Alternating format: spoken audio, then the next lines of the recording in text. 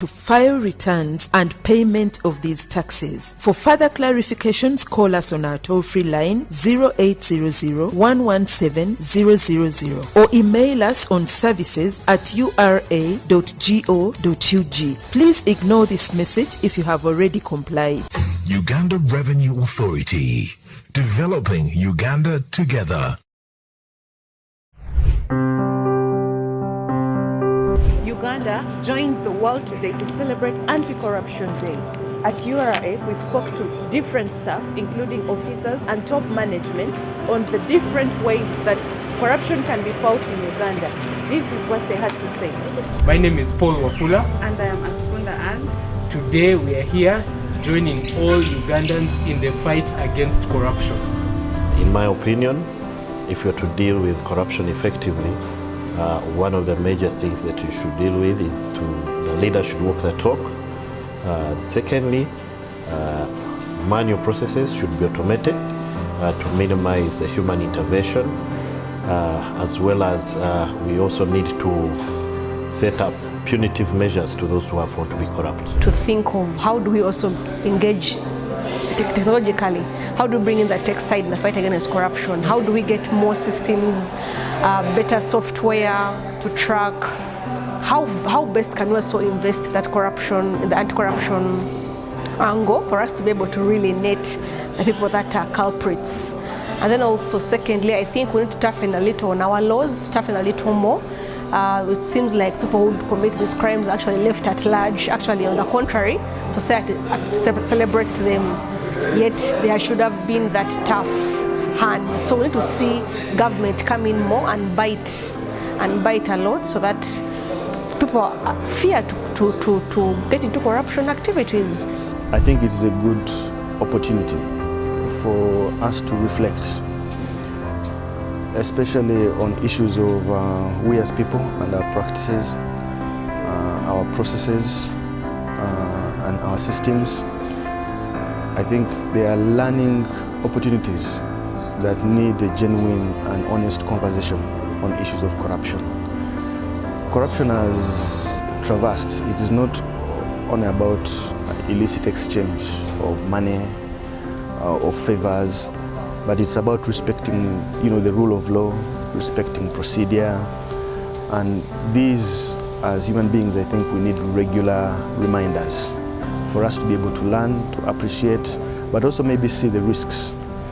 There's a lot of corruption we are doing, even right from our children, that you'll give your kid in primary school sweets to go bribe her colleagues because she wants to be elected as a prefect, okay? So these things breed corruption, and today there's a lot of corruption going around the street. You break a rule and you're able to give favor to, an enforcer to let you go. That is all corruption, and the country cannot be run like a banana republic.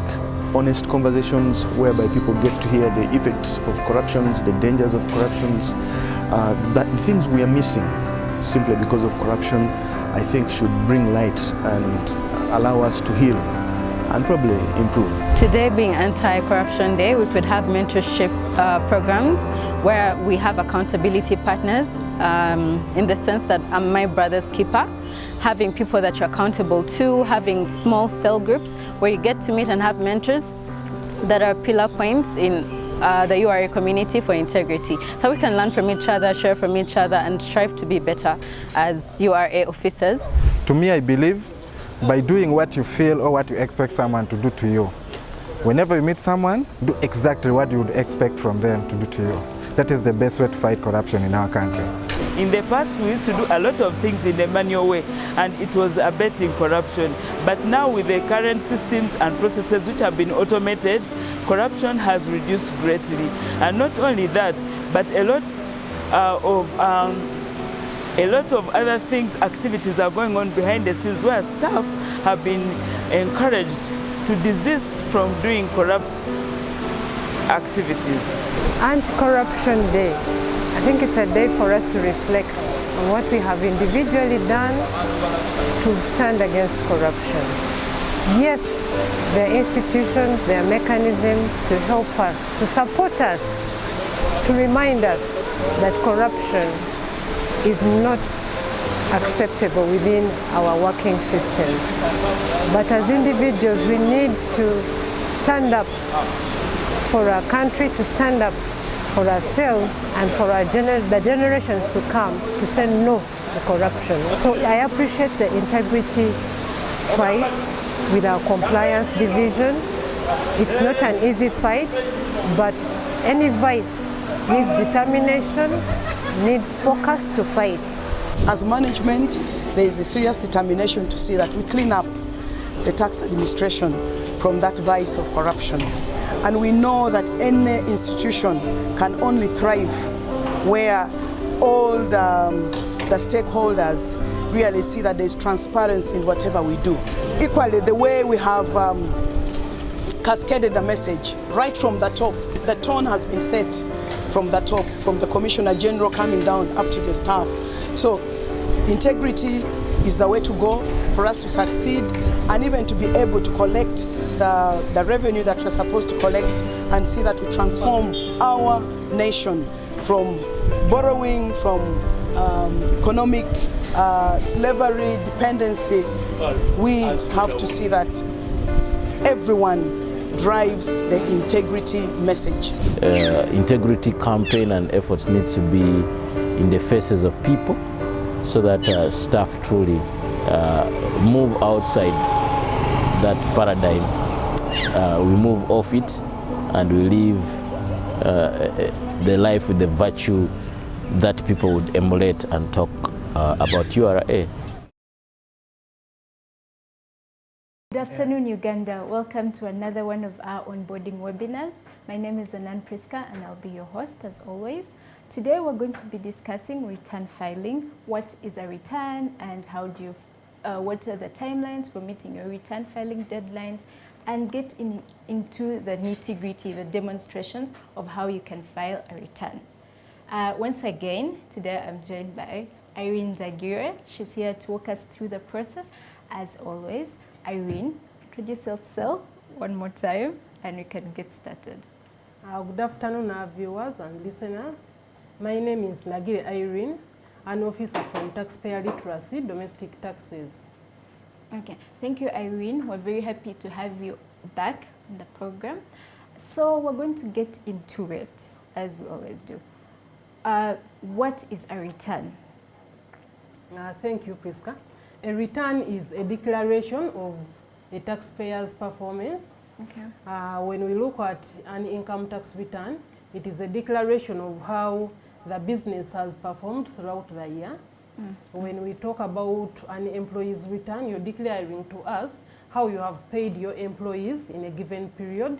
So a return is just a declaration of what has happened in a given business at a given period of time. Okay, so you're telling URA, you're declaring to us some of your transactions, what your business has looked like over a specific period of time. Yes.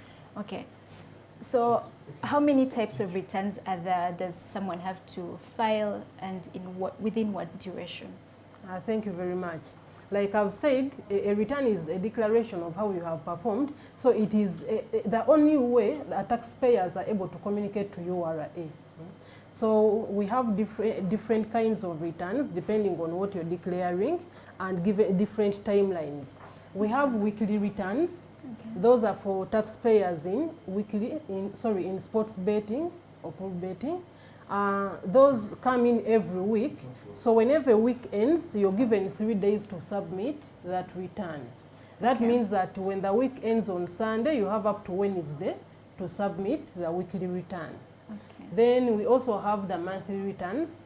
Those are the returns for pay as you earn, for value added tax.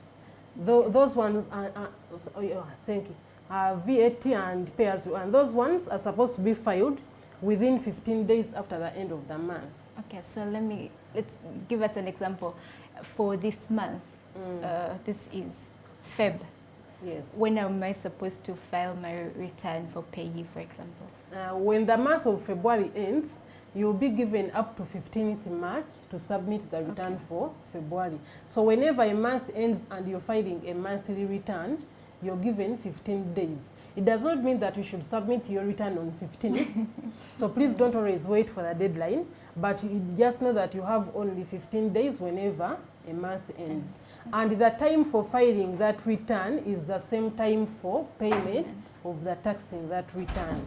So whenever you submit the return, because we've said it is a declaration of what has happened, when you do that declaration, it shows the tax that is coming from that return. If it is an employee's return, which is a return for pay as you earn, it will show us the staff that you have in your business, how you have paid them for that month, and the tax that will come from their salaries, or the tax that you have to deduct from their salaries. When the return shows you that amount of tax, then after submitting it to URA, you register a payment, again on our portal, which is online. After registration of the payment, you get a payment slip with a PRN, a payment registration number. Then you take the payment slip to a bank to pay. You can also pay using mobile money, or you can just order your bank to pay the taxes. So just know that the time for filing the return is the same time for payment of the tax. Then we also have the annual return, which is the income tax return. For that one, we have different sets of returns that I'm going to discuss depending on the size of the business mainly, and the nature of the business also. We have taxpayers whose annual sales range from 10 millions to 150 millions. Those are referred to as the small business taxpayers. Their returns can come in at any time within the financial year. So for them, when our financial year starts on 1st July every year, they can submit their income tax return at any time. At any time. Because theirs is very simple, it is a payment registration. When they register that payment, it comes out with a return and a payment slip. If they are not supposed to pay any taxes, only a return will come out with no payment slip. So whenever those two documents come out, they go to the bank and pay the taxes. That is for the small businesses.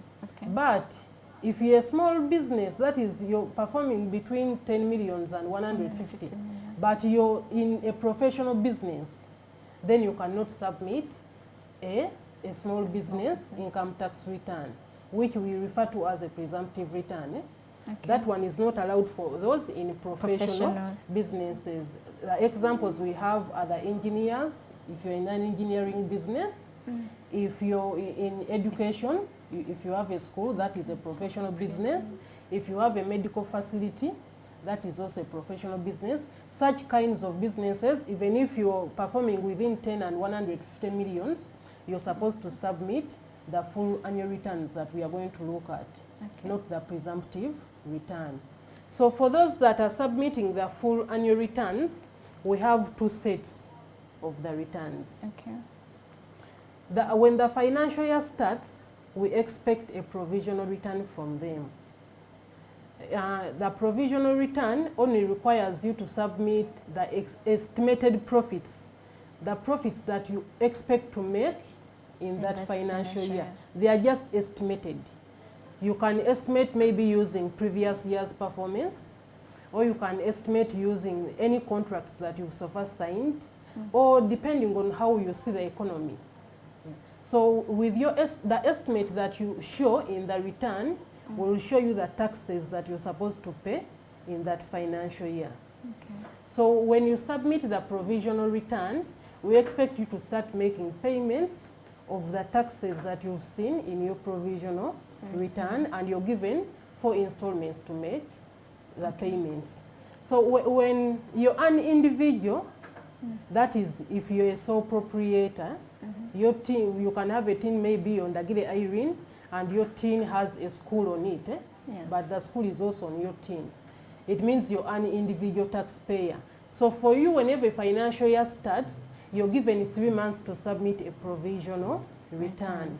It means that, for example, this financial year that we are in, they had from 1st July 2022 to 30th September 2022 to submit the provisional return. And then if you're a company or you're non-individual, non-individual has all of the companies, the NGOs, the partnerships, all of those ones, they are supposed to submit the provisional return within 6 months. Okay. It means, if I give an example of this financial year that we are in, they had from 1st July 2022 to 31st December 2022 to submit their provisional return. And I have said it is just an estimate. So I can amend it? Yes. Okay. It can be amended as the year goes by. For example, the individuals, we are saying you're supposed to estimate within 3 months.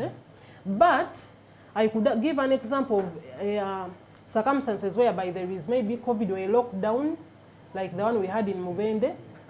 Yes. If a person is in such a situation, they can make a provision of no profits. Okay. They don't expect to make any profits, so it is a nil provisional return. But the economy is opened, business goes back to normal, and you get a good deal. Then you realize you're going to make some profits. Then you're supposed to amend the provisional return. Okay. The provisional return can only be amended up to 30th June of that financial year. Okay. After the end of 30th June, you cannot amend the provisional return. So our taxpayers should always pay keen interest in their provisional returns vis-a-vis what has actually happened in the business, because when you're giving that estimate at the beginning of the financial year, you don't know how things are going to be. Yes. But by the time you get to 30th June, you have a good idea of how you have performed in your business. That is why we advise you to amend the provisional return before the end of 30th June. Okay. After the end of the financial year, that is after 30th June, you're supposed to submit the final return. That is the second return that we expect from any business taxpayer who is filing the normal returns. The one who is not filing the presumptive one for small businesses. Yes. So when the financial year ends, you're given 6 months. Okay. And that applies to all taxpayers, irrespective of whether you're earning individual or non-individual. So for you have 6 months. That means that for this financial year that we are in, they are going to have from 1st July 2023 to 31st December 2023. Our taxpayers are supposed to always keep these deadlines, work within them, because the moment you go beyond the deadline, you get a penalty for not meeting the deadline. We call it a penalty for late filing. Well, can you just give like a brief summary of maybe what some of those penalties could be? The penalty for late filing is 200,000 per month. Okay. So if I give an example of the financial year that we just ended, whose deadline for filing just ended, yes. They had up to 31st December 2020 to file the return for 2021-2022. Yes. So if a person wakes up now and submits that return, they will get a penalty of 400,000. Okay. That is the 200,000 for January and the 200,000 for February. So to avoid such circumstances, that is why we organize these trainings, so that our taxpayers don't ever have to get any penalties for late filing. Okay. So that is it about the timelines for filing the returns. I've said the weekly returns, you have 3 days to file whenever week ends. The monthly returns, you have 15 days. And the annual returns, you have 6 months. Okay. Then the presumptive taxpayers, if the financial year has ended without you filing that return, you can also use the 6 months which are given after the end of the financial year. And please always remember that the deadline for filing the return is the same deadline for payment of the taxes. So still, if you go beyond 31st December without payment of the tax, your tax is going to get interest on it. Okay. And that interest is always 2% per month compounded. Okay. So it keeps on increasing every month that goes by. Okay. Thank you, Irene, and I'm sure our taxpayers who are tuned in have got the whole picture of, from the deadline and what happens if you do not file your return and make your payments on time. And at this point, if you have any questions, you can send them in the Q&A section or in the chat, because this is, it's meant to be interactive. Irene, you talked a lot about filing your returns. Now, I'm sure even the taxpayers would want a demonstration of, what it is like to, file my returns. Thank you very much. We are going to look at a demonstration of how to file these returns. Before you know how to file any return, a person should know how to access their TIN accounts, because these returns are filed online. We are saying it is a declaration or your communication to URA of how you're performing, and it is done on the URA website. So a person should go to www.ura.go.ug, which I'm doing right now. Hope our taxpayers are able to view my screen. Yes.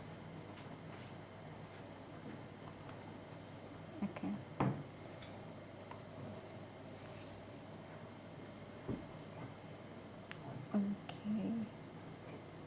So what is while the crew works on that, what are some of the benefits of filing your returns on time? What is in it for some of our taxpayers? When you file your returns, you're very safe because you'll not get any assessments for URA.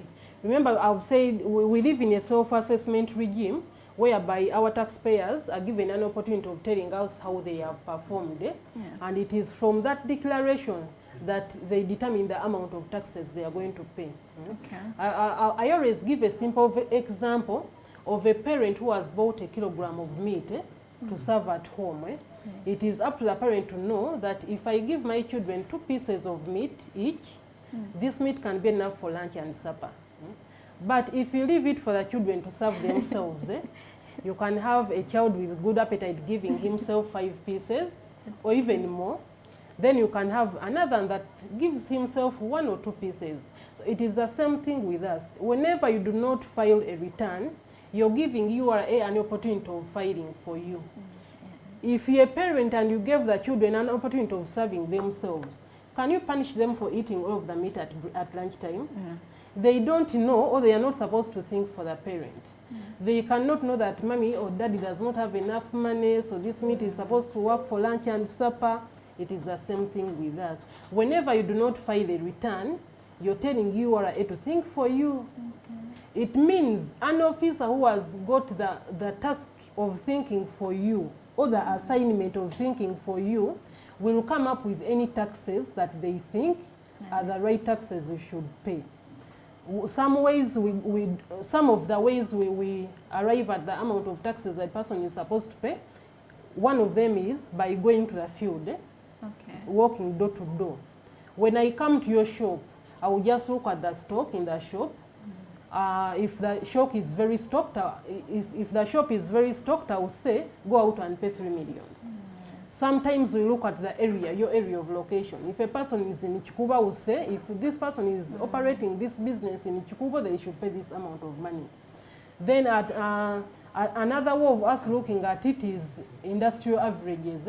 We shall say that if you're dealing in hardware, people who are filing returns for hardware usually declare this amount of taxes. So I will put the same assessment on your team, depending on how your competitors are also filing. So to avoid such circumstances, we advise our taxpayers to always file the returns themselves. That way you can never have issues with URA. We can only change a return you have filed if we get third-party information or any other information to prove that you filed a wrong return or you made a wrong declaration. But whenever our taxpayers file their returns, they sit in their businesses peacefully without fear of any URA staff coming to you and coming up with any taxes you don't know. Then you only pay taxes when you've made a profit. That is for those that file the normal returns. That is the provision and the final return. And then for our small business taxpayers, they will only pay profit when they have to. If you file that return of yours for a small business, which is a payment registration, and you clearly show us that you made sales of 10 millions, the return will show you 0 taxes, which means you're not going to pay any taxes. If you file your return showing 12 millions, that return will show you the amount of tax that you're going to pay. But if you do not file that return, it means I can easily put 30 millions for you, yet you actually made 10 million. So that is the beauty of filing the return. And then the other one is, when a person wants to do business with government, they are asked for a tax a tax clearance certificate, which is a TCC. You cannot get that TCC if you've not been filing returns. Okay. Then the other thing I usually forget is to talk about the directors. Okay. Whenever you have a company, when you're filing the return for the company, you're also supposed to file the returns for the directors. Okay. Many directors don't know that they are supposed to file returns. So when they get to the point of applying for a tax clearance, they are told that you cannot get it because the directors have not been filing returns. Okay. So the directors who are listening in today should know that whenever they file for their companies, they are also supposed to file for themselves. Okay. So it's clearly in the taxpayers' best interests to file their returns. Yes. So I think at this point, let us show them how they can actually file their returns. Thank you. A person is supposed to file by accessing their TIN account if you're doing the normal returns. If you're doing for small business, which is the presumptive return, that one can go in without accessing their TIN accounts. So I'll start with the ones that do the full returns. The full returns, yes. Okay. For you to access your account, like I said, you go to the URA website, www.w.go.ug. When you get there, you go to the logon panel. Okay.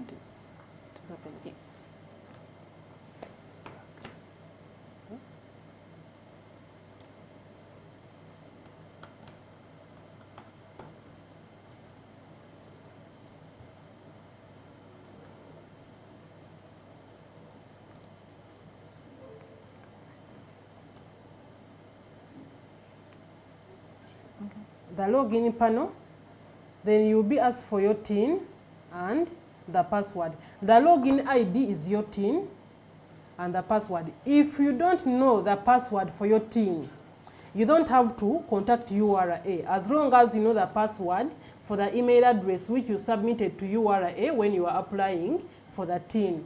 If you don't know the password, after clicking on the login panel, you go to forgot security question and answer. When you click on it, it will ask you for the login ID and the email ID. That means you type the TIN, then you also fill in the space for the email. After submitting, something goes to your email address, which requires you to change the password. The reason as to why we do this is any person can just walk to the website, can just log on to a URA website and want to change your password so that they can do anything without your knowledge. A person could be interested in taking away your car through a transfer and they want access to your TIN, so they want to change the password and do the transfer. But if they cannot access your email address, then that change cannot take place. That is why when you request for a change of password, a link has to be sent to your email address for you to approve that change. After the approval, then a new password can be sent to your email address. After the change, I'm not going to do the change today, but I'm hoping that our taxpayers have got it, because many of them usually send us mail asking for a password. Whenever you can access your email address, please always just come here and change the password for yourself. So I'll go straight ahead to logging in. But Irene, yes. What if I have forgotten the logins to my email address? If you have forgotten the login for the email address, then you have to walk to any URA office near you. Okay. You fill in some forms with an email address which you can access. Okay. Like I have said, once someone has access to your email address, they can change anything of yours and they can transfer anything of a taxpayer. That is why a change of email address is very key. Whenever you cannot access it, you're the only one who can change it in URA. So you have to walk to any URA office with a copy of your ID. If you don't have the photocopy, just go with the ID and our officers will do the photocopy for you. then you put in an application for change of email address. So once that email address change has been approved, then you get a notification in your email address, and then you can go on to change the password on our website. Okay. So anything that is to do with an email address cannot be done by anyone apart from the owner of the team. Okay. Okay. So I will go to logging in. You just type the TIN and the password.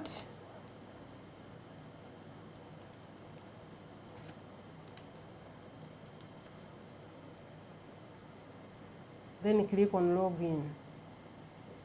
So you see this is how the account of our taxpayer looks like. This is an individual taxpayer. On the left hand side of your account, you can see different words. You just have to be reading the English, and then it will show you whatever that you might want to do when you log into our account. You have a right of doing any changes in your account. That is under e-registration. When you have any information on your account that is not up to date, because we always tell you that one of your obligations is to keep an updated account. So you just come to e-registration, go to individual if you're an individual, and then you apply for a change in your registration details. Then we have e-returns, which is our topic for today. You see we have different returns. If you wanted to register a payment, still the payment is just below the returns. So you can register any payment and go to pay the taxes. Then e-returns, when we click on it, it will bring the monthly returns. If we wanted to file any monthly return, the different returns are there. But today we are interested in the income tax return. If we wanted to file the provisional return, it is also there. When you download it, it only asks for the TIN, the period for which you're filing, and then the estimated profit. Only that. And then it will show you the taxes that you pay in that financial year. When you submit the provisional return, you start payment of the taxes. If you have any withholding tax from any of the people that you supplied, or any of your customers, then you can use it as your provisional tax paid. Okay. It means if I was supposed to pay provisional tax of 500,000, but someone has already withheld 400,000 from me, then I can just pay 100,000. Okay. So let me go straight ahead to our final return. When you click on it, it has opened. So when I click on it, it starts downloading. And then it opens when the download is complete. Okay. So this takes how long? It depends on the network, the internet that you're using, how fast it is. Okay.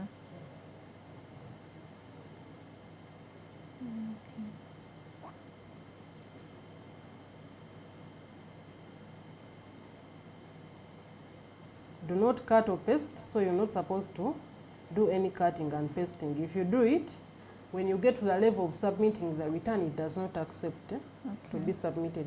So here we are supposed to fill the TIN of the taxpayer who is filing the return.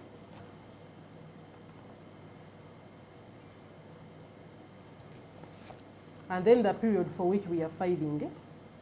Let me give an example of 1st July 2021.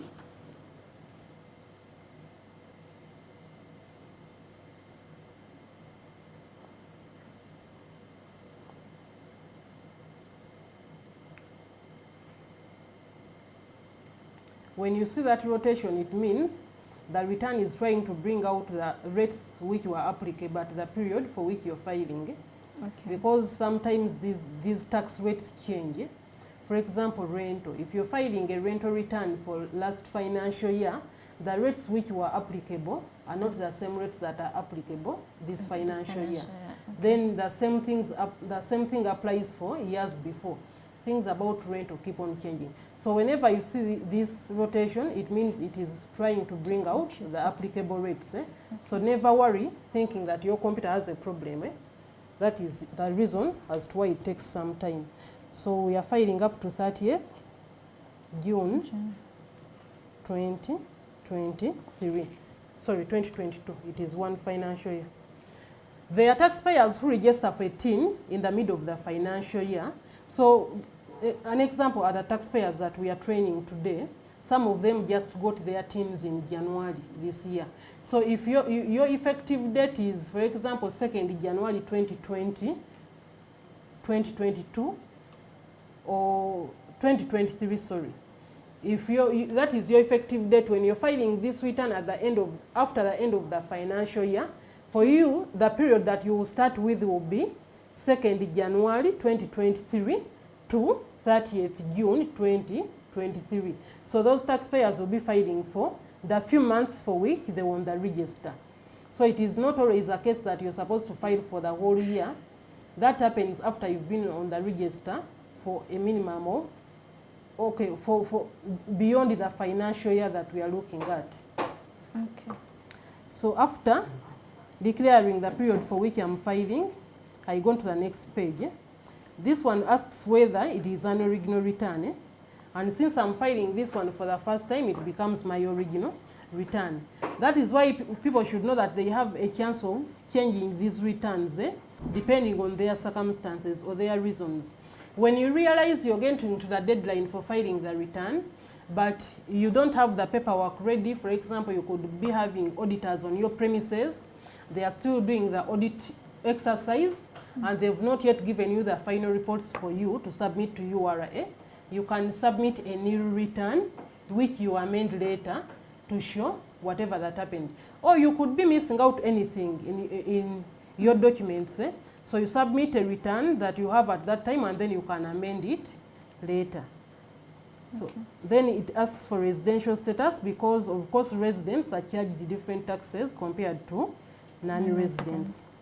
Then we go on to, when you see gray, it means you're not supposed to fill anything there. Then our next part is our balance sheet. This balance sheet shows us any assets in the business. Then it shows us any liabilities and the capital. This one looks at the funding, how you got money that you injected in the business and how you use it to get assets that you're using in your business. If you did not have money when you are starting your own capital, it means you went out and borrowed some money elsewhere, so that becomes your liability. Also, you could have, maybe you didn't borrow, but some people offered you services and you've not yet paid them. Those are your payables. So all of those are reflected in the balance sheet. It shows all of your assets, all of your liabilities, and the equity. Then we go to section E, which is our income statement. It is the most important document because it shows the income tax that a taxpayer is supposed to pay. So for our income statement or profit and loss account, we start with the sales. That is if you're in a business of selling out items. This taxpayer of ours is doing that business. That is why we are giving a figure on sales. So I can have an example of like 60 millions.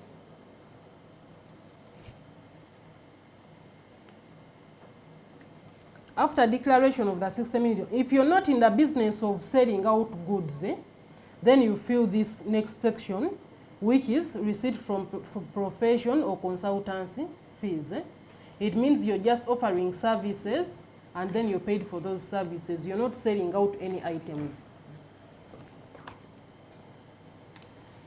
So if we look at our return, after filling in the sales, if I don't fill in anything else, and I go to my section B to C, you realize that from the 60 millions, the person is paying 16.8 millions as tax. It means that the 60 millions I've declared are all going to be taken as profit.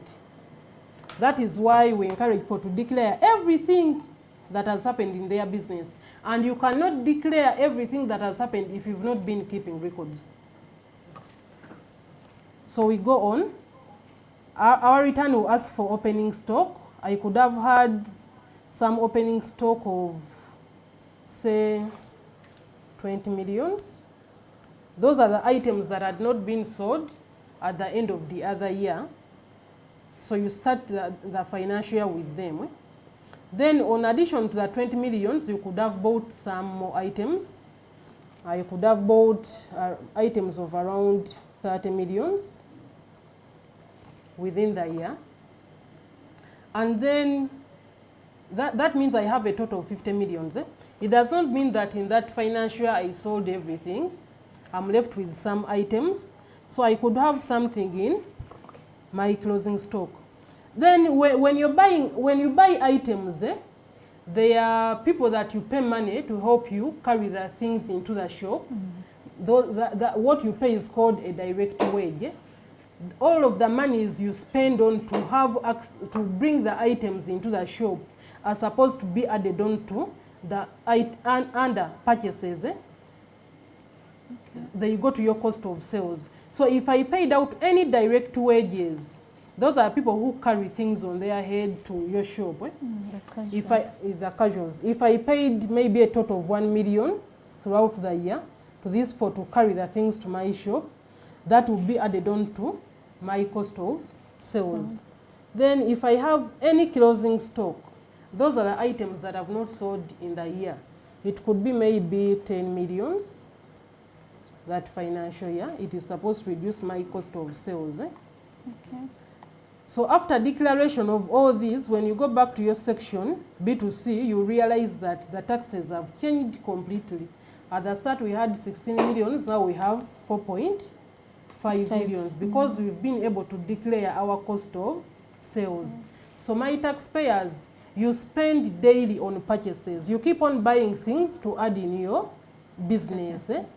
The ones that are selling maybe trousers or curtains or hardware, you keep on buying things on a daily basis to add to your business. If you don't declare them in this return, we shall assume that all of the sales that you've made are profits, yet you've been spending every day. Then you pay money to these people to carry things for you to the shop, and you never realize that you have to record the money that you pay them. It could be 5,000 a day or 2,000, but when you sum it up for the whole year, because remember, this return is done for a whole year. So that 1,000 or 2,000 that you spend on a given day to give to someone to carry things for you to bring to the shop, when added together, will give you a good amount that you have to submit in your return. And it should reduce the profits that you make in the year to also reduce the tax that you pay at the end of the financial year. So after your cost of sales, this is for taxpayers who deal in goods. If you deal in services, I don't expect anything under cost of sales. So for you, go straight ahead to expenses if you have services. Yes. Okay. So the return also asks for any other income. I could be having a business here in Kikubo, but I also have another source from somewhere else. So it gives you an opportunity of declaring any other source of income. After declaring the income, then we go to expenses. Do you have any advertisement expenses? We always see MTN advertising, so they will have their advertisement cost here. Did you have any audit expenses? I've talked about auditors coming to your premises to audit you. You give them money, so that money is supposed to be declared in the return. This return has so many items because it is supposed to cater for all taxpayers in Uganda. So when you open it, you're supposed to only fill in what applies to your business. So I'll give an example of fuel, power and fuel. It could have been 500,000. If you had any court issues, those are legal expenses. If you have any rent that you pay, it could be maybe 1.2.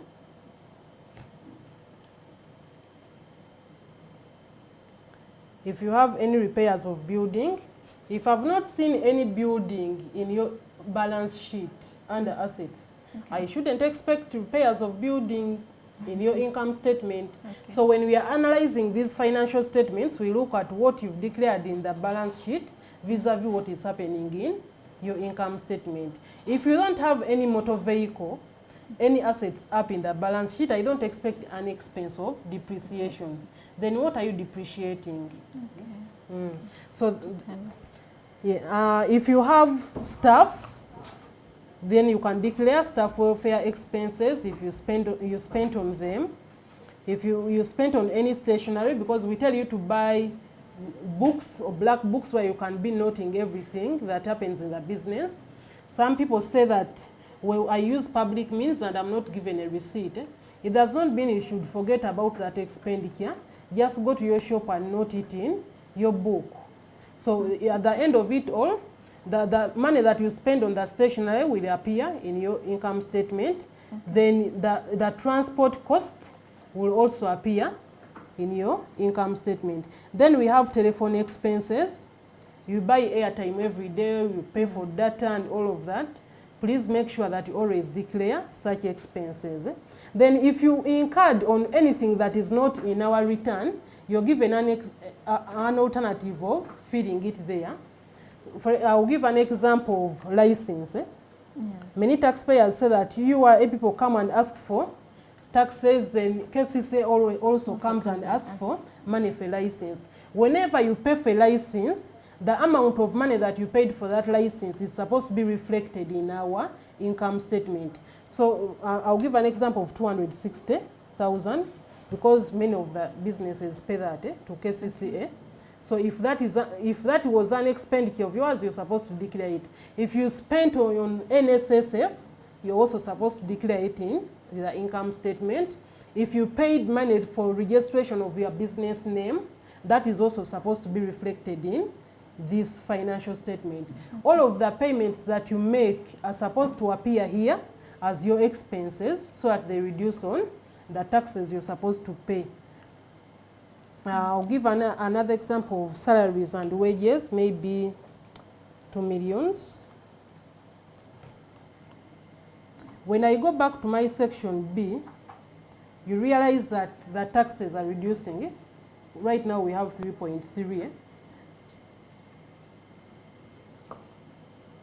I'll give another example of interest expense. If you have a loan in a bank or any other money lender and they are charging you interest, you're supposed to sum up all of the interest that you've paid in the whole year, and it should be reflected here as an expense of yours. If you have any bank charges, whenever we withdraw money from the bank, we are charged. So you're supposed to add up all of the bank charges for the whole year and declare them here in your return. If you don't have a loan, I don't expect any interest expense. So that is how we analyze the financial statements. You can see this income statement has insurance. If you don't have insurance anywhere, please make sure you don't declare it anywhere in your income statement, because they are expenses you declare and they trigger an audit of your financial statements. When I'm analyzing the financial statement and I see salaries and wages of 20 million, but you're not registered for pay as you earn, that is when I will need to look into your declarations. Okay. I might want to come to your premises and ask the employees that you have how much money they are earning, because we said if a person is to register for pay as you earn, your employees should be earning more than 235,000. So when I add up the money that you're paying to your employees the whole year, does it get to these 20 million that you're declaring, and none of them is given money beyond 235? If it is true, then well and good. If it is not true, then I will have to ask you to register for pay as you earn. So you're supposed to be careful with what you declare. There should be backup. When you pay your employees, we ask you to give them a payment slip, so that when I come, any employee that I ask can give me any payment slip which can confirm the declarations that you're making. Okay. I think this is enough about the income statement. Whenever a person declares rent, we ask you to declare the landlord. If you don't know the TIN of the landlord, It does not have a star, it means we can do without it, because whenever you see a star in our form, it means you're supposed to fill something there. But if you don't have the tin of the landlord, at least you have a name. You can quote the name for us with a telephone contact, and the location of the premises, the period for which you were on their premises, and the amount of rent that you paid them. The reason is we also want this landlord to make a payment from the rental income that they get. So we get these landlords from their tenants because many of them don't want to declare. So if you don't declare any information about the landlord, then we also don't accept the rental expense. After filling the information about your income statement, it shows the final tax that you're supposed to pay. If you look at this section B to C, that final tax of this taxpayer is 2.586 million. That is coming from the declarations that have been made by our taxpayer. That is why we say we are living in a self-assessment regime. You're the one who has declared all of your incomes and expenses, and they've shown you the tax you're supposed to pay. That is why I say that the period for declaring is the same period for payment of the tax. So when you look at this page of section B to C, it shows the tax you're expected to pay to URA, and you've submitted this after the end of the financial year. So if you had made some payments of like 2 million within the year, it means that you'll be left with a balance of 586,000 to pay to URA. All of these come from your declarations. If your declarations show that you've spent more than you earned, let me give an example. I can have maybe subsistence allowance. This is for employers who send their staff out there to do work for them, and they are given allowances for the work they are going to do, or they are going to sleep in the field. All of that is subsistence allowance. So I could have an example of 3 million.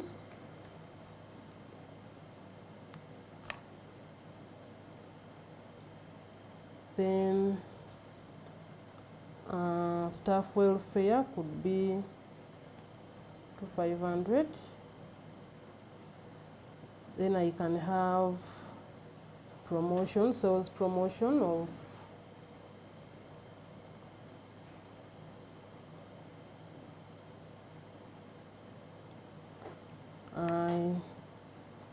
travel expenses. Let me give. These are just illustrations. The taxpayers will give their actual figures. So you see, our return is showing tax of nil. It means this taxpayer of ours spent more than what they earned. So they made losses. Yes, they are in a loss-making position. Okay. So they don't have to pay tax. You can see it is negative 960,000. Whenever you see such a negative, it is supposed to be carried forward to the new year. So if this return is for 2021-2022, if you submitted such a return towards end of December, 31st December 2022, that was a return for that financial year. At the end of this financial year, when you when you download the return to fill for 2020 to 2023, which period will be from 1st July 2023 to 31st December. If I was to download this return, it would come with this negative. That is why when you start filling your return, it takes some time. It keeps on rotating. It does that to bring out anything that is supposed to apply to that period for which you're filing. So if I was following a return for which the taxpayer made a loss in the previous year, the new return would come with that loss. So that when a taxpayer makes a new profit, it is supposed to first be reduced by the loss they made in the previous year, and then the profit which is left is the one that is charged taxes. So that is all about our income tax return. Please, it is not all about reducing the profits. It is about declaring exactly what happened in your business. So this final return gives us what happened actually in the business. The first one was an estimate. This one gives us what has actually happened. Okay, Irene, there's someone in the Q&A asking, give an example. I think this is going to take you a little bit back, but I think it's important. Give an example for businesses like money lending under the issue of purchases. Like how can they handle that in their returns? Those ones don't have purchases, they have expenses. Okay, that's for money lending. For such a business, I would expect their balance sheet to have the assets they are using, the machines. They may be used to check the money and any other machines that they use. But under the purchases, I don't expect anything. What do they purchase? Because if you're purchasing machinery or furniture, that goes to your balance sheet. These purchases are for working, the trading stock is one that goes to purchases. Yeah, but for such a business, the machines that they buy or the furniture will go to the balance sheet, and then their income statement will have the depreciation of those machines or the furniture or whatever that they have in the business, plus any other expenses they incur because they spend on salaries, they spend on administrative expenses like rent, electricity. That is what I expect in their return. Okay. So after filling all of the pages in this return, like I said, the return has so many pages because it caters for all businesses in Uganda. After filling all of the pages, you're supposed to go to the last schedule.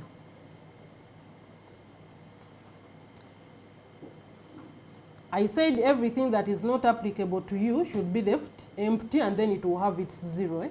So you go to the last page and validate. My return is showing that there is an error. So whenever it shows an error, I'm supposed to go back to the error sheet.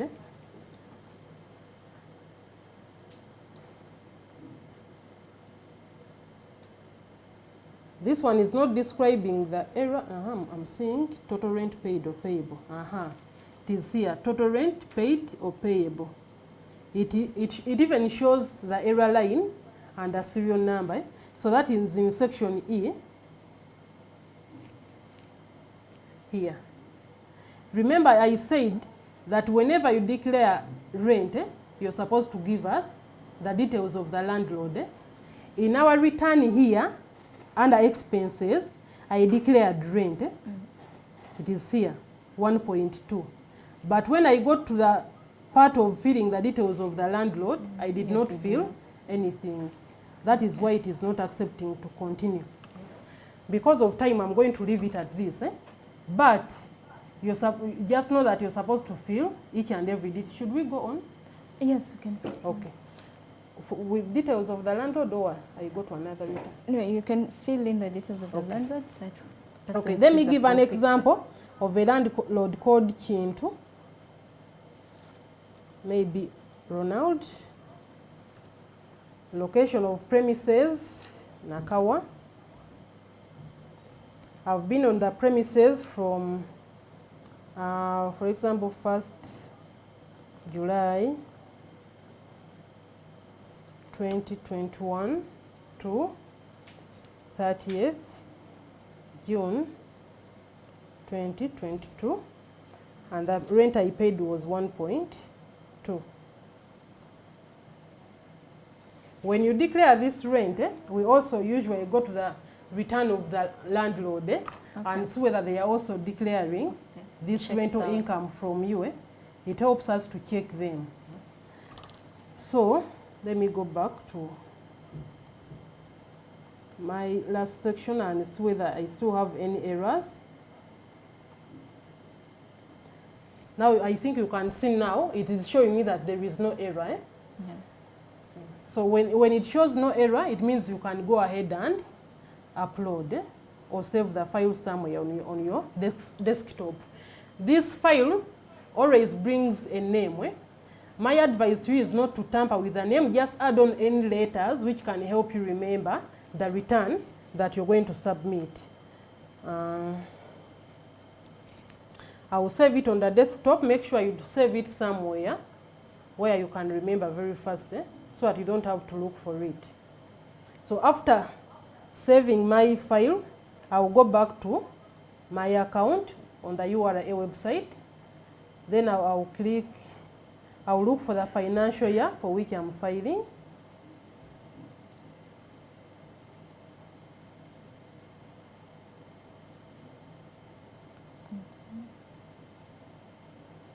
So I'm filing for 2021, 2022. Okay.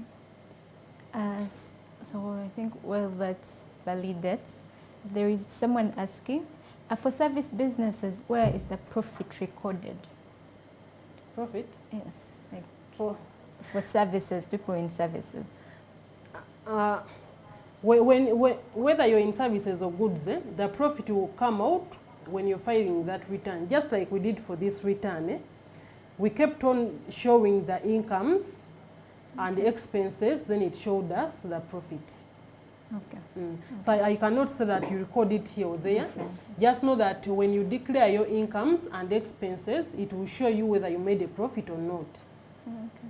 But some of them can do it manually in their books. If you know how to do it, you can just do it in your books at the end of the financial year. You know, because we tell you to keep on noting every day. So at the end of every month, in your records, you can keep that in January, for example, I made sales of this much, I made expenses of this much. Every month you do it. Then at the end of the year, you can add up all of your sales, and then you add up all of your expenses and see whether you made a profit or not. Okay, okay. That has come out clearly. So are we done with the return? Now, for this case of ours, the taxpayer had already submitted a return. Okay. That is why the system is showing us amended. I don't know whether our taxpayers are able to see. Mario?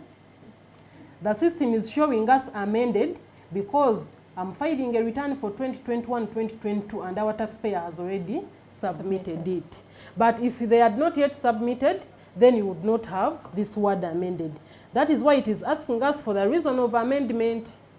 So whenever you amend, you should be having a reason. Maybe there was an error in my sales, or there was an error in my salaries, or I have an employee that had been left out, or there is an expenditure on medical that had not submitted. Anything, that is the reason for your amendment. I said you could be having auditors on your premises, documents are not yet ready, so you submit a nil return. So you give us your reason for amendment. After submission of the reason, you choose the file that you want to submit. You go back to your desktop or wherever you submitted, you kept it or saved it, then you bring us the return. Let me see. I named it just.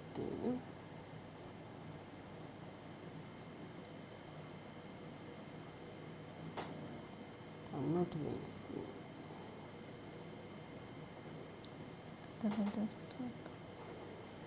And it is here. So that is my return. Then you fill in the text and you upload. But because this was for practice purposes, I will not upload because I'll be affecting the tin of the taxpayer. Hope my taxpayers have understood how we file the final return. It is just your declaration of how you have performed. It is your way of talking to URA that this is what happened in my business, so that you only pay taxes when you have to pay those taxes. You can see clearly that our taxpayer here is not going to pay any taxes. Once you submit this return with zeros, you get an acknowledgement receipt that URA has received your return and it does not have any taxes to pay. Then you keep it safely in your business. So whenever we are moving from one shop to another looking for taxes, if I enter your shop and you show me such details, such information that you submitted your return, it didn't even have any tax payable, there is no way I will spend more time in your shop. I will just walk away to another shop. So that is it about the final return. I would like to go to our small business taxpayers who are not able to do these final returns. Previously, all taxpayers were supposed to do this return of doing the income statement and balance sheet. But whenever we're moving in the field, we kept on getting complaints from people who would say we cannot do those things. We don't understand those things of income statement and balance sheet. We are not educated. Then you would tell them employ accountants to do it for you, and they would say these people are expensive. We don't have money to pay accountants. So we came up with a simple way of their declaration. For them, they just register a payment and it comes out with a return. That is for businesses whose sales are between 10 millions and 150 millions. So for them, they just come to the URA website, as I'm going to demonstrate. When they get to URA website, you just click on e-services. When you click there, you go to payment registration.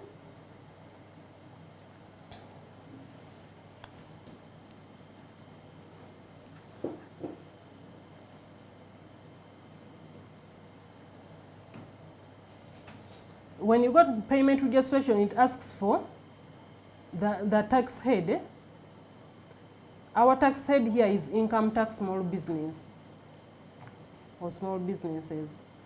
Then it will ask us for the TIN for which you are filing. Let me get the email address on this TIN very fast.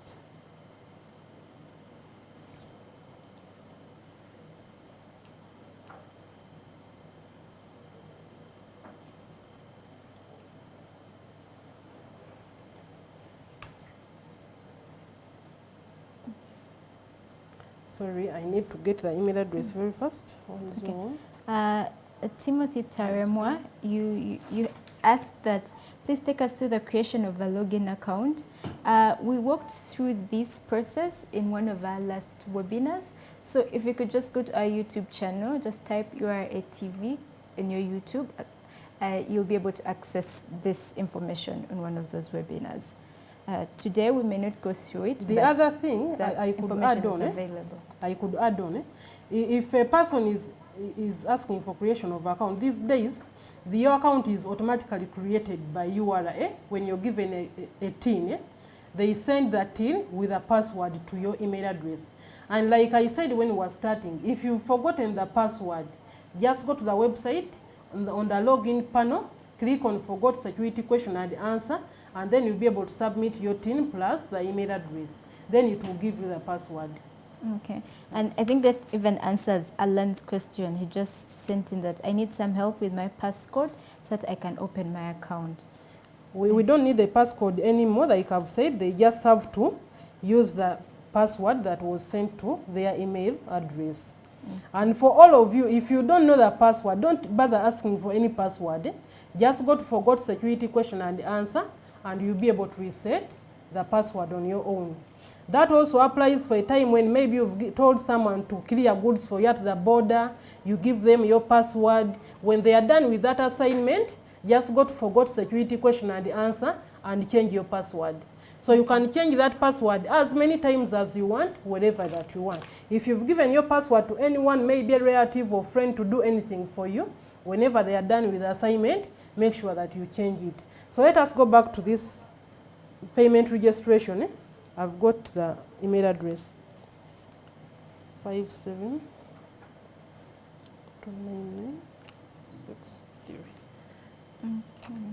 When I put the TIN, it gives me the name of the taxpayer, so it will also ask for the email address. Without the email address, it cannot go on. And the email address is supposed to be the one that you submitted to URA when you're applying for the TIN. If you submit something else, it does not accept it. So I'm supposed to specify the period for which I'm filing. This time I've chosen 2022, 2023. But of course for you, when you're doing it, you know what you will choose. You choose something that is applicable. Here it is asking for the business name. If you have any business name on your TIN, you indicate it there. If you don't have a business name, it means your personal name is the same as the business name. Then the area of operation.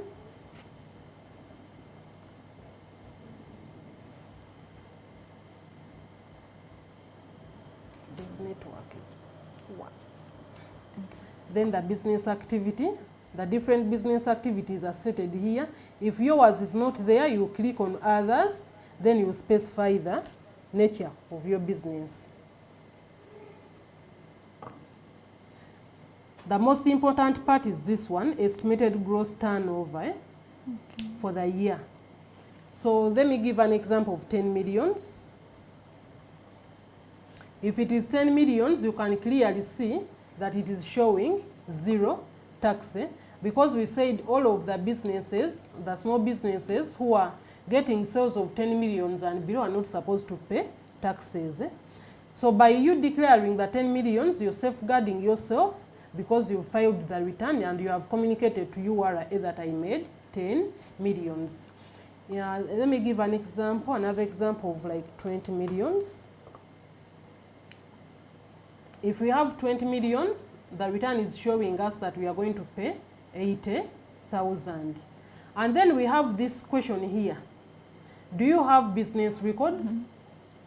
The default answer is no, because many taxpayers, especially in that bracket of small business, do not keep records. So we are advising the ones who are in this lesson today to keep records, because then you get out of the many who fall in this category of the default no. So that for you, click on yes. When you click on yes and bring your 20 millions back here, you realize that the taxpayer is only going to pay 40,000. So all of the people who are keeping records are benefiting. First of all, if you're keeping records and you declare your 20 millions, there is no way I'll walk to your shop and tell you to pay more taxes. You just pull out your book and show me where you've been noting your everyday transactions, where you've been keeping your records, maybe in a file with your receipts. So that is one of the beauties. I will not be able to increase any taxes for you if you've been keeping records. And then it will be a good basis for you to say that I made 20 millions. Remember, if you say 20 millions, a person without records is only paying 80,000. But how sure am I, or how sure are you that you made only 20 millions? If I come to your shop and it is fully stocked, I will just say go and pay another 500,000, because you did not keep any records and you don't have any backup. So the records will be your backup. First of all, they will show you how your business is performing, you benefit from them, and then they will safeguard you from any officer of URA who may want to say, go out and pay more money. And then you use them to file your return, because then you will not be using guesswork, you'll be giving us actual figures. So after the declaration of how much tax I'm going to pay, I then go on and fill the district. So that district can be Wachiso or Kapchora or wherever that you are, or Gulu. It does not matter. You just fill the information that is applicable to you as a taxpayer. And then you add. After adding, we go on to next. Next, you just fill in the text that you've been given.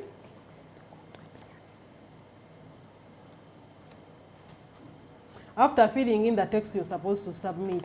But because this is for practice, I'm not going to submit, because it will be affecting the tin of our taxpayer. So for practical purposes, I'll end there, but I'm hoping that our taxpayers have understood what I've demonstrated. By you submitting this payment registration, it shows that our taxpayer is going to pay 40,000. That has been determined by you, the taxpayer, because it is a self-assessment regime. If you do not do that, then you expect officers of URA to walk to your business at any point in time and say, Madam or Sir, please go out and pay an additional amount of taxes. Thank you, Irene. I feel like our taxpayers have, got a full understanding of how to file their returns. However, there's questions coming in for you quite a bit. So Kamata is asking, there's something I have not understood. If my profits are less than 10 million, does it mean I won't pay tax? The 10 millions I talked about are to do with sales, not profit. Okay. So if the sales are less than 10 millions for a small taxpayer, you do not pay taxes. That is if you're filing a return for small business. Okay. That is a presumptive return. But if you're filing a normal return, you will pay taxes if you don't have any expenses. So if you're filing the normal return of income statement and balance sheet, you just declare your 10 millions made in the whole year, and then you also show the expenses that come with them. Okay. Then if you have any profits, if you're an individual, I didn't go into the calculations, but if you have any profits, if you're an individual, the taxes will move from a percentage of 10% going upwards, the way we do for employment. We start charging them tax at a rate of 10% going upwards, depending on how much profit they've made. So for individuals, if your profit is less than 2.82 in a whole year, you don't pay taxes. If you're filing our normal returns of income statement and balance sheet, if profit is less than 2.82, you do not pay taxes. But the moment it goes beyond 2.82, you pay taxes starting at 10% of the excess going upwards. Because of the time for the online discussion or this webinar, we don't go into the calculations. But just know that whenever your profit is more than 2.82, you pay some taxes if you're an individual. Then if you're a company, you pay taxes at 30%. And there you don't have brackets of moving from this to that. So for them it is a flat rate of 30% of profit. Okay, Kamate, that's answered. And another thing, same person. If my company has several branches across the country, do I make returns for each branch, or I need to make just one return? One return. Good question. You sum up and then make one return. Okay. But it depends on how you register. If the branches are also registered as different companies, because we have groups, it depends on your branches. Because you could have a company like Divine Interiors Limited, and then it has an office here, an office there, or a branch here, different sales points that you may call branches, but they are all under that company. One company. Then that is just one company with many branches. So you just sum up all of their sales, then all of their expenses, and include all of them in one return. But there is a difference of having a group of companies where we have a head and then so many other companies. Different companies. It means all of these different companies will be making their returns. Okay. Separately. And then when you're doing the declaration in your company, for the people who, the companies, when they are doing their returns, there is a section for feeding whether it is a holding company. That is for the ones that are under your group. Okay. So you declare whether your company is a holding company or neither or either, it depends. Okay. Okay, that's quite clear. Patrick is asking, if I have a home business with a home office, how do I treat the rent? Thank you. If you have a home business, we call that shared rent. It depends. If you're a sole proprietor, usually sole proprietors are not able to clearly differentiate. Yes, otherwise, the right thing is supposed to be that you separate the expenditure for the business and the one for your home expenses. Only that at times they all end up. It becomes very confusing because the lines are thin. The business is at the front, my home is at the back. The home is at the back, then you have a tap and you pay water bills. In most cases, it will all end up in the return. But the right thing is supposed to be to divide up the expenditure so that the expense for the home is separate from that of the business. Because when we are charging you the taxes, there is that portion of money that we leave for you to cater for home expenses. For example, we've done an example whereby a person made sales of 20 millions, but because they keep records, they are only paying 40,000. It means that the rest of the money that we've left with you is to cater for those other expenses. That is why we don't take away all of the money that a person makes. Then if you're filing the normal returns, we've given you the liberty of declaring all of the incomes and expenses. And if you're a company, we are saying we only take away 30% of the profit, meaning the 70% of the profit is supposed to cater for your personal expenses. Okay, okay. So, and someone else is asking, so what happens if I input the wrong digits in my final return? For example, my transport expenses are 500K, but then I put 5 million. That is why we said a person has a chance of amending the return. So you go to the website, log in again, go to return filing, you download that return, and then where we filled original, you click on amended, then it will ask for the previous return that you submitted, because whenever you submit a return, it comes with a reference number. Okay. So that return will ask you for the returning number, that is the reference number on the previous return you submitted, and then the date when you submitted it. When you fill in those details, the return will bring out all of the figures that you submitted. That is why you see, whenever you're filling, it keeps on rotating. The intention is to bring out anything that is applicable for you. So if you're filling an amended, if you're amending a return, after submission of the reference number and the date when you submitted it, it will start rotating so that it brings out the information you filled. And when it appears, we expect you to go only to what you want to change. Okay. Then you change the figure that is there. Then when you come to submission of the return on the website, then you submit the reason for amending that return.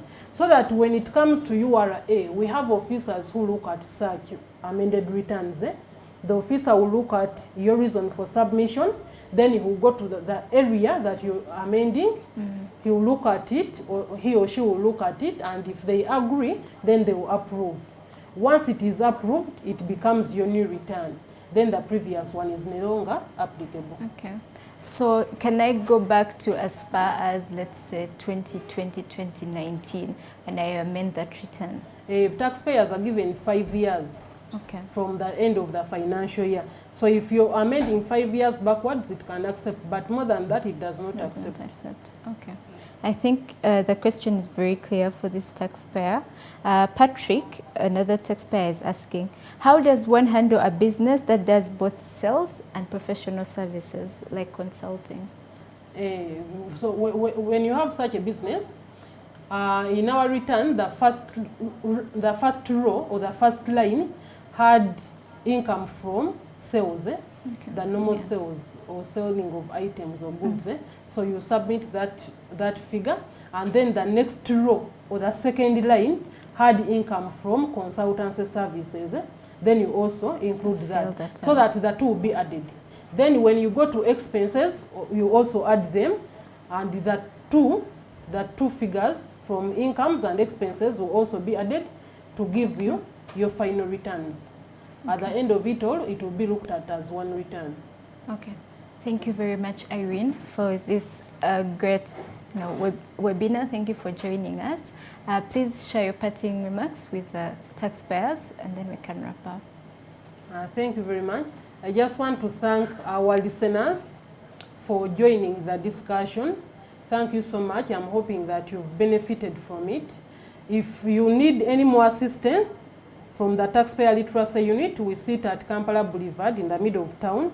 You can easily walk there and get assistance from us. Then our taxpayers who are far from Kampala, please, you can always go to any offices of URA across the country.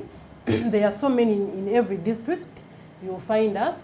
So when you walk to our offices, any officers there should be able to assist you. If you're stuck somewhere and need to call us, our toll-free numbers are 0800 117 000 or 0800 217 000. Then we also have a WhatsApp number, 0772 140000. Or you can send us email at services.ura.go.ug in case of any further assistance. Thank you. Okay, thank you very much, Irene. And I'm going to take you back shortly because someone just sent in something and it appears to be burning. He's asking, please clarify on which business types should submit returns for weekly, monthly, or annual. Where can money lenders be classified? And I think that's the specific. Where do you classify money lenders? The weekly returns are only for businesses in gaming. sports betting, if you're in that business, because of their nature of transactions, they submit returns every week. Okay. They are the only ones that submit the weekly returns. Then the monthly returns are only submitted if you're registered for a monthly tax. An example is work excise duty. If you're registered for it, we shall expect monthly returns for you. If you're registered for value-added tax, that return is submitted every month. That is why if you've not yet reached the 150 millions, which are mandatory, which make it mandatory for you to register for value-added tax, we do not register you on it if you're not ready to submit monthly returns. That is it with value-added tax. Then pay as you earn. If you have employees who have reached the threshold of 235 and beyond, the moment they go beyond, you're supposed to register for pay as you earn. That is when we expect you to submit that monthly return, because employees are paid every month.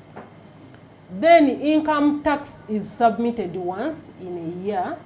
That is the final income tax return, or the small business income tax return. So if you're a money lender, if you're still small, you can submit a small business income tax return. But money lending, the best option for you would be to submit the final return of income statement and balance sheet. So I've said all small businesses can submit a presumptive return as long as you're not a professional. Okay. If you're a professional, you don't qualify for a presumptive return. Okay. So does that mean that and this is the last one, is the service business income similar to income from consultancy or professional businesses? Service business income. Yes, it is similar. Okay. Thank you, Irene. Yeah, because in a consultancy, you're offering a service. You don't set out. When you don't have anything that you sell to someone. For example, if I did in a business of selling laptops, that is called a good. So I'm dealing in a business of selling goods. If I sell trousers, I pick out a trouser and I give to you when you come to my shop. That is a business of selling goods. Okay. So, but if you just come to my business, you say, Irene, come, I want you to come and do a return for me. There I'm offering your service. I don't sell any item to you. Tangible. I just bring my head, then I do work for you. After that, you get money and pay me. By that, I've offered a service. When you walk to a hospital, you see a doctor, they will ask you questions, and depending on how you answer, it will determine what you're going to do, whether you go to the lab or not. What they've done is offering a service. So if you're in a business of offering a service, it means you don't keep any items for you to sell out on a daily basis. You use your head to offer the service. That is what we call a business of services. Okay, thank you very much, Irene, and thank you to our taxpayers for sending in these questions. And like Irene shared, if you have any more questions that come up, any inquiries, please channel them through the URA social media, through our email, through our WhatsApp number. We are ready to help you out, to assist you, and to make this tax compliance journey as easy as it can be. Thank you. See you again next week. Have a great day. Bye.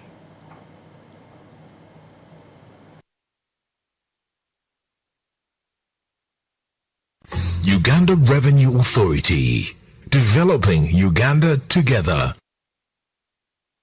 Uganda Revenue Authority.